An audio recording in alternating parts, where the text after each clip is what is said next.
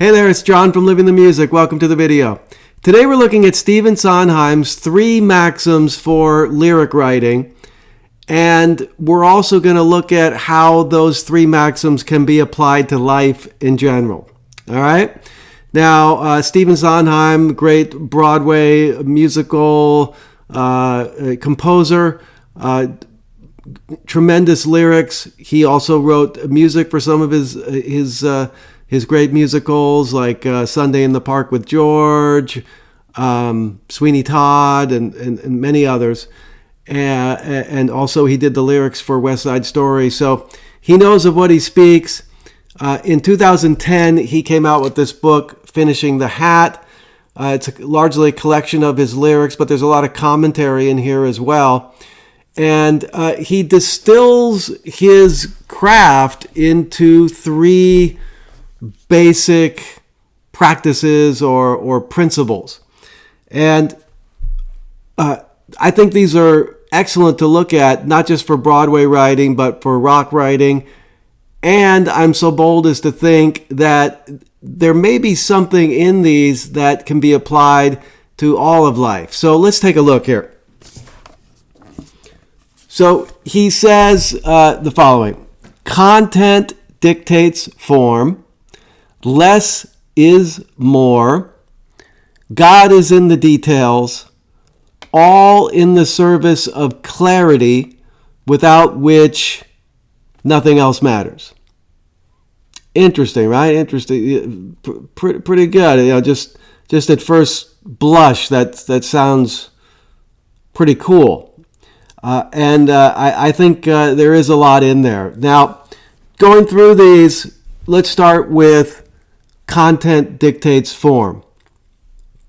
So I think he's saying there, it's depending on what kind of musical is it, what kind of story are you telling, where is it set, who are the characters, and in terms of a particular song, what's the point of the song, what role does it play in the whole story. So what is going on, what's happening, what's in play, tells you the type or style of song that you should be writing, or specifically in the case of lyrics, the type of lyrics you should be writing. That makes perfect sense. In terms of life itself, we look at the content of life. It's like all the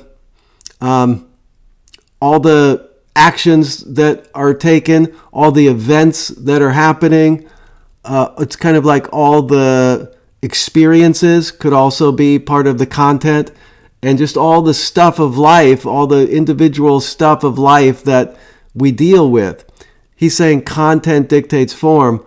So I think what that gets at for me, if you'll indulge me, it reminds me of a Aristotelian concept called phronesis. And phronesis was his way of saying in Greek practical wisdom. And Aristotle had a whole theory of practical wisdom, but basically it boils down to that you can learn practical wisdom. And the key is to be present to the specific situation in which you're involved. Easier said than done, because what happens is over time we form expectations, we form patterns, and then when we're in different situations, we see it kind of like generically. We see it as one of those type of situations or one of these type of situations, and then we act according to the sort of the requirements of that so-called generic situation. But in practice, that ends up leading to not the best actions possible, and we don't really see the most appropriate action possible because we're in this generic situation. But if you really pay close attention to the specifics, the form, as he says, of exactly what's happening, who's there, what's going on, what's the tone here, what's the flavor here, just really zoom into all of the particulars of this specific situation. It may be of a kind, but nevertheless, it's always specific because every situation is by nature going to be different. So if you focus on the absolute particulars of what's happening, you'll be in a much better position to respond appropriately or even creatively to what's going on. And what you do will end up being effective because you let the content dictate the form of how you responded. So there you go. That's my take on content dictates form. Very interesting idea. Now, less is more. Okay, that's interesting for lyrics. Probably a lot of writers we know could learn that a little bit more than they do, or follow that a little bit more. Of course, it's all relative. What's less, what's more, but I take his point. When in doubt, go with less.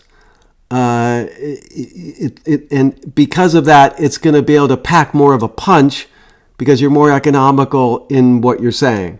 Now, of course, you have to bring the rhyming and the whole artistic genius to it. But still, as a rule, less is more is probably, I can see where he's getting at. Probably a good idea. Now, in terms of life, I think it's a lot to recommend itself. How many times do we get ourselves in problems because we're trying to do too much? We're putting too much pressure on ourselves or others, and it ends up in overreach, or we exhaust ourselves, we exhaust our team, and we're just trying to do too much, and then it ends up we actually produce less than we would have if we would have been a little bit more streamlined, a little bit more focused in our commitment and ultimately in our behavior. So I can also see in conversation, there's probably something to be said for less is more. I don't know if you ever talk to people that seem to not really be tuned in, like they just keep talking and they're not really like giving other people a chance to respond or jump in. They're sort of in their own world. They don't know when to stop. And so, err on the side of less is more, usually an effective way to go about communication. All right, now the third one, God is in the details. Well, that's certainly true for lyrics. I mean, we all can probably think of a song where it's nearly perfect, but there's a line in there or even a word in there that just doesn't quite work. And it can sort of take us out of the magic of whatever the lyric is or whatever the message or the story is. So God is in the details. I mean, every moment counts. Every word is precious. In life, I think it's very easy to miss out on the details. It's like, we make a lot of assumptions. We get on automatic, and all of a sudden the details are hidden from us. They're invisible. We miss them, and we pay the price. This can happen in relationships. This can happen at work. This can happen in terms of taking care of our own well-being. So absolutely miss the details to our peril most of the time. And by focusing very carefully on every detail, we're much less likely to make a terrible mistake. And as he says, summing it up, all of this is in the service of clarity. So content dictating form, less is more, God is in the details, all for the sake of clarity. So in terms of lyric writing, musicals, you gotta have clarity. What's worse than you're confused? You're sitting there listening to the song or watching the musical, and you don't know what's going on. Something has placed you in a kind of a fog of meaning, and you're missing it. Now that could be for a whole act of the play. It could be for a scene. It could be for a song. It could be for a part of a song. It could be a line of a song. The maximal clarity that you can get, the better. Now that doesn't mean that it's got to be cookie cutter or dumbed down. It can be very complex clarity, but nevertheless, it hits the listener or the audience in a powerful way because it's just so transparent and so clear, and you just get it. So again, in life, I mean, it sounds like just the most common sense thing ever, but clarity certainly has a lot to recommend it, right?